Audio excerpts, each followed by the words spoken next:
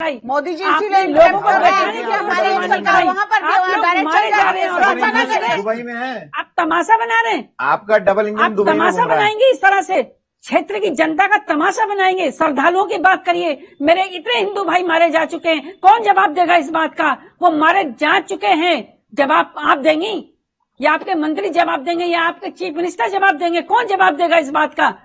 आप कहती हैं कि घर से आते तैयार होके, कौन श्रद्धालु घर से आता है तैयार होकर? जो राज्य की व्यवस्था है वो राज्य करेगी। हम अपने कपड़े लत्ते लेके चलते हैं घर से, ना कि हम ऑक्सीजन की बोतल घर से लेके चलेंगे। आप कहती हैं घर से लेके चलिएगा, घर से लेके नहीं चलिएगा। हम ये कहते हैं कि अगर आप स्वस्थ हैं तो मत आइए। नहीं, आपने इस राज्य का नाश करके रख दिया है, खत्म कर दिया राज्य को। आज से पहले भी यात्राएं होती थी, 4 धाम यात्रा पहले भी होती थी, लोग यात्राएं करते थे, लेकिन आपने उन यात्राओं का नाश करके रख दिया। आपने पूरी यात्राओं का नाश कर दिया। जीवन के पड़ाव में वो कैसे उम्मीद करता है कि वो 4 धाम यात्रा पर आए, ऐसे में आप ये कह रही हैं कि वो ना आए, उन्हें ठेस पहुंचाने का काम कर रहे हैं। ठेस पहुंचाने आप यात्रा से भी रोकोगे। आप तो दुनिया भर के मेंबर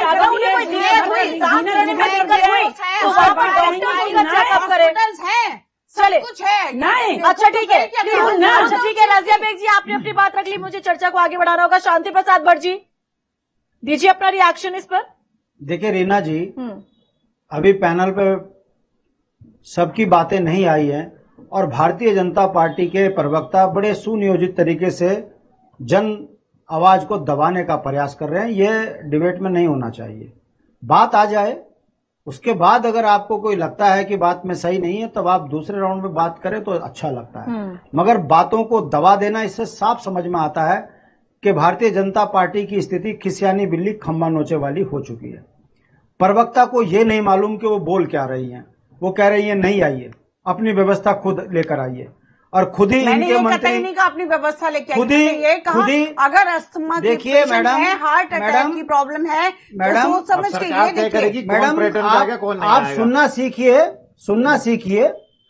आपकी तारीफ हो रही है, मैं जो बात कहूंगा, देखिए उत्तराखंड की ये खूबसूरती है कि बहन रजिया बेग उस दर्द को बोल रही है जो दर्द भारतीय जनता पार्टी के नेताओं के मुंह से छलकना चाहिए था। दुख इस बात का होता है, सनातन धर्म का ढोंग करने वाली पार्टी, सनातन धर्म का सबसे बड़ा तीर्थ, और उस तीर्थ के अंदर अव्यवस्थाएं, इसके लिए आप रजिया बेग को दोषी कहेंगी? अगर वहां पर दुर्घटनाएं हुई हैं तो इसके लिए सरकार को ही तो दोष दिया जाएगा। और अगर आपको विपक्ष का मुंह बंद करना था तो आपको कम से कम तमाम कांग्रेस, भाजपा, आम आदमी पार्टी, तमाम सामाजिक संगठन के नेताओं के साथ बैठकर चर्चा करते और उनको जिम्मेदारियां दे देते, तो शायद आज डिबेट का मूल मंत्र दूसरा होता। मगर क्या करें, तराजू वाली पार्टी है, नोट खाने की आदत है, यात्राओं में भी घोटाले होने हैं, अभी निकलेंगी चीजें बाहर। ये कितने बड़े दुर्भाग्य की बात है रीना जी, जिस राज्य में तीर्थ यात्राएं चल रही हों और अखबार के फ्रंट खबर में है कि उत्तराखंड का मूल निवासी शराब पीने में देश में अव्वल। यह भारतीय जनता पार्टी का राजनीतिक चेहरा है जो उत्तराखंड को शर्मसार करता है। यात्राओं में अव्यवस्थाएं हैं, उसके बावजूद भारतीय जनता पार्टी के नेता राजनीतिक इतने बेशरम हो चुके हैं, ये मानने को तैयार नहीं है। देश के सनातन धर्म पर आस्था रखने वाले 26 उत्तराखंड के जो है देश के नागरिक यात्रा में जो है शहीद हो गए, मगर यह स्वीकारने को तैयार नहीं है कि आपकी अव्यवस्थाओं से यात्रियों के प्राण गए। आपकी पुलिस की व्यवस्थाएं जो सस्पेंड क्षेत्रीय दल के नेताओं ने करा या कांग्रेस के नेताओं के कारण सस्पेंड हुए पुलिस के सिपाही। अगर डीजीपी ने सख्त कदम उठाया है, इसका मतलब यात्रियों के साथ बदतमीजी हुई है। अगर बिजली गुल हुई है तो ये कोई कांग्रेस के नेताओं ने, यूकेडी के नेताओं ने जेई और एई को सस्पेंड किया, या पर्यटन मंत्री हमारे दबाव पर बयान दे रहा है कि उत्तराखंड में यात्राओं में कोई व्यवस्था ठीक नहीं है। जानने के बावजूद अगर भारतीय जनता पार्टी के नेता टीवी चैनलों पर इस तरह की अनाप शनाप बात करेंगे तो ये ना भाजपा के स्वास्थ्य के लिए ठीक है और ना ये सनातन धर्म के लिए ठीक है। जो सनातन धर्म का ढोंग पीटते हैं वो अपनी यात्राओं में अपने नागरिकों को सुरक्षित नहीं रख सकते। इससे पता चलता है ये तराजू वाली पार्टी ऑल वेदर में नोट खा जाए, यात्राओं के नाम पर भ्रष्टाचार कर दे, उत्तराखंड को बदनाम करने के लिए शराब अव्वल। और आज की खबर आ रखी है एक अखबार में कि उन अधिकारियों को सस्पेंड किया जाए जहां शराब कम बिक रही है, उन जिले के अधिकारियों को। यह उत्तराखंड है। शर्म आती है मुझे भारतीय जनता पार्टी के राजनीतिक चरित्र को देखकर, और उसके बाद बड़ी बेशर्माई से चैनल पर आकर किसी को कुछ भी बोल देना, जिम्मेदारी से मुंह फेरना, यही सिखाया क्या? ये चरित्र बन चुका है। देख लीजिए, इस चरित्र लोकल है आप लोग, और आपने एक बार भी नहीं देखा मोदी के नाम पर बहुत लंबे समय तक नहीं जीत पाओगे। मैं पूछना चाहता हूँ, अगर यात्रा के अंदर अव्यवस्थाएं हैं तो रजिया बेग की बदौलत है क्या? आप ये बताइए आप इस चीज को। अगर यात्रा में अव्यवस्थाएं हैं तो आम आदमी पार्टी की बदौलत है, कांग्रेस की बदौलत है, यूकेडी की बदौलत है कि आपने क्या किया, क्योंकि जिम्मेदारी तो आप लोगों की बनती है। यूकेडी मतलब आप ये कहना चाह रहे हैं कि आप लोगों ने हमें क्यों नहीं जगाया? रीना जी, जगा देते, मतलब क्या है फिर कहने का कि आप लोगों ने क्या किया? रीना जी मेरी बात को कंप्लीट होने दीजिए। मैं पूछना चाहता हूँ इनके माध्यम, आपके माध्यम से ये बताइए, आपदा प्रबंधन के जो अधिकारी हैं जो वहां बैठकर कह रहे हैं, ये यूकेडी ने कहा कि अब हम जो है फौज को लगाएंगे, इसका मतलब अव्यवस्थाएं हो रही है तभी फौज की जरूरत है। एनडीआरएफ की अगर अब जरूरत पड़ रही है तो 3 मई को क्या देख रहे थे आप? क्या व्यवस्था थी आपकी? इतना नहीं सोचा, क्या कारण है कि आपको व्यवस्था करनी पड़ रही है? इतना रीना जी, ज्यादा लोग भारतीय जनता पार्टी का बहुत अच्छा तरीका है, हम करेंगे, हम देखेंगे, व्यवस्थाएं हो रही है, और जब चरमरा जाए तो 2-4 आदमियों को बुलवा दिया चैनल पर, उसके बाद वाई लुटना। यह स्पष्ट हो चुका है कि मुख्यमंत्री चंपावत में फंसे हैं, अधिकारी भ्रष्टाचार में फंसे हैं, और स्वास्थ्य विभाग की हालत इतनी खराब है कि एक डॉक्टर को चैनल पर आकर बोलना पड़ रहा है कि जहां दवाई नहीं है मैं क्या उस इलाज करूं मरीज का, ऐसे में मरीज का इलाज नहीं कर सकता। यह स्थिति उत्तराखंड की हो चुकी है। और ये जो कहते हैं ना भारतीय जनता पार्टी के, रीना जी सुन लीजिए इस बात को, कि हिंदू खतरे में है, तो वाकई हिंदू खतरे में है। पढ़ा लिखा लड़का बेरोजगारी में मौत के गले लगा रहा है, और यात्राओं में जाकर आदमी मर रहे हैं, और भारतीय जनता पार्टी भ्रष्टाचार के अलावा कुछ नहीं कर रही है। ये वाकई सच बात है कि भारतीय जनता पार्टी के शासन काल में सनातन धर्म की संस्कृति खतरे में आ चुकी है, और ये राजनीतिक बेशरम केवल चैनलों पर चिल्लाते हैं। जमीनी हकीकत यह है, राज्य कर्ज की गर्त में चला गया। ठीक है, शांति प्रसाद भट्ट जी, आपकी बात पूरी हो गई है। प्लीज आगे शक्ति बरतवाल जी की तरफ मुझे बढ़ना होगा। सीमा जी देखिए, आप भी और भी यहाँ पर इंतजार कर रहे हैं अपनी बारी आने का। प्लीज शक्ति बरतवाल जी, क्या विश्लेषण करेंगे? 3 मई से आप भी तस्वीरें देख रहे हैं, कवरेज आपने भी की है, तस्वीरें भी आपने देखी है, खबरें भी देखी है। क्या व्यवस्था उचित नजर आ रही है अब? निश्चित तौर से रीना जी, बड़ा गंभीर मसला है, और जिस तरीके से बीजेपी के प्रवक्ता ये बात कह रहे हैं, मुझे लगता है उनको थोड़ा सा इसकी जानकारी भी थोड़ा सा नहीं है, और सरकार भी इतने तरीके से प्रिपेयर नहीं थी यात्रा को लेकर। अगर ये दावा कर रहे हैं कि हमें पता ही नहीं था कि इतने लोग आ जाएंगे, अरे भैया जब पोर्टल खुला था, जब ऑनलाइन बुकिंग हो रही थी, 1 घंटे के भीतर पूरी हेली सेवाएं फुल हो चुकी थी, तो क्या आपको पता नहीं था कि कितने लोग आने वाले हैं? दूसरी बात, सरकार कहां गलती कर रही थी?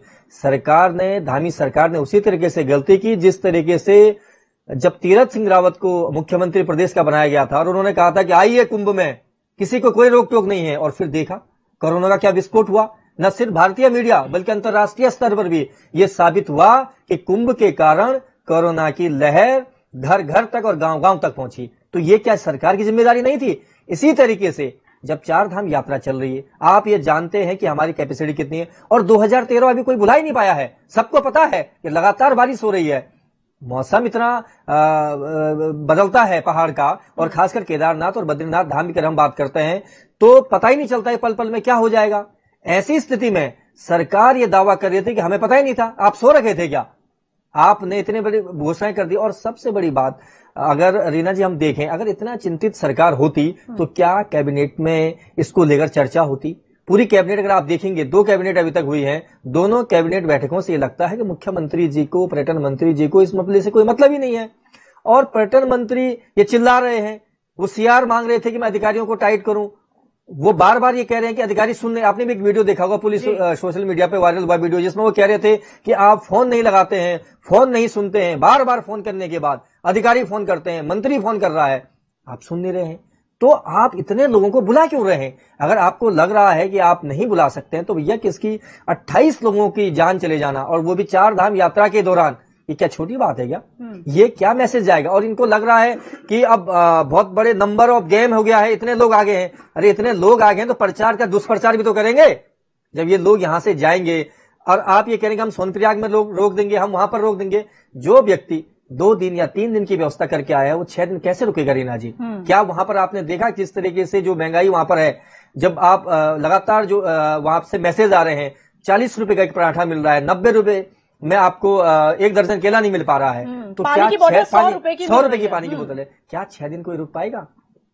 और मैं ये कहता हूं कि इतने ही दोषी जितनी सरकार है उतना ही विपक्ष भी है। इसलिए कह रहा हूं मैं, जब 4 धाम यात्रा को दुरुस्त करने के लिए एक मॉडल लेकर आया गया था और उस मॉडल का जो विरोध हुआ, मैं कह रहा हूं आज केदारनाथ बद्रीनाथ जो टेम्पल कमेटी है उस पर भी सवाल उठाए जाने चाहिए। कहां है वो लोग? वो जो विरोध कर रहे थे, जो सड़कों पर थे, जो कह रहे थे हमारे हक हुकूकों की लड़ाई है, आज क्यों नहीं आ रहे हैं? आज क्यों नहीं बोल रहा है विपक्ष? विपक्ष तो कह रहा था कि सरकार ये क्या लेकर आई है। भैया अगर जान लोगों की बचानी है तो इसके लिए प्रयोग किए जाने चाहिए। अगर आप वैष्णो देवी से तुलना करोगे कि वहां कैसे इतने लाखों लोग जा रहे हैं, तो भैया फिर आपको सिस्टम बनाना पड़ेगा, और उस सिस्टम के लिए आज उतने ही दोषी जितने दोषी सरकार है, विपक्ष है और मंदिर समिति भी है। वो कहां है आज? सिर्फ आप चंदा लेकर कलेक्शन नहीं कर सकते, लोगों की जान को जोखिम में डालना ये कितना बड़ा दुर्भाग्यपूर्ण है। आप क्या समझ रहे कि अच्छा संदेश जा रहा है? ये उसी तरीके का संदेश जा रहा है रीना जी, जिस तरीके से हरिद्वार में जब कुंभ हुआ था और जो मैसेज गया था, और आपने देखा होगा, और यही सरकार शांति भट्ट जी अभी बता रहे थे, सच्चाई है इस बात में, यही सरकार जब वहां पर आपने देखा होगा किस तरीके से जो रैपिड टेस्ट करने के चक्कर में और जो कोविड किट का घोटाला हुआ वो आज तक अभी तक उजागर नहीं हो पाया। जो व्यक्ति वहां पहुंचा ही नहीं उसका टेस्ट हो गया और सरकार पर क्लेम करके पैसे खा दिए। तो यही स्थिति यहां भी होगी। सरकार को तो पैसा चाहिए, सरकार तो पैसा बनाना चाहती है। अगर वाकई मुख्यमंत्री जी इतने युवा मुख्यमंत्री जी हैं, उनकी कैबिनेट है, कहां है कि आज आपने देखा होगा कैबिनेट में इतना बिखराव हुआ है। अब मैडम कह रही थी प्रभारी मंत्री के पास कोई जादू है क्या? स्वास्थ्य मंत्री कैसे टूरिज्म को कंट्रोल कर लेंगे? क्या उनके पास ये पावर है कि वो टूरिज्म सेक्रेटरी को तलब कर दें? क्या कर पाएंगे? कौन से प्रोटोकॉल के तहत वो गए हैं? और उनको जो प्रभारी बनाया गया है, मुख्यमंत्री जी के एक मौखिक आदेश पर प्रभारी बने हैं, कौन से कॉन्स्टिट्यूशनल पावर से उनको पावर दी गई है? जब तक कोई पावर नहीं होगी तो वो इंप्लीमेंट कर ही नहीं पाएंगे। वो जा रहे हैं बढ़िया से गेस्ट हाउस में बैठे होंगे और वहां से मॉनिटरिंग चल रही है। वीडियो वो तो सतपाल महाराज भी कहते हैं मैं दुबई में बैठकर सब देख रहा हूं, बहुत बढ़िया हो रहा है। वन मंत्री सुबोध उनियाल जी कह रहे जंगल जल रहे हैं, बुझाने की कोशिश करें मुंबई से।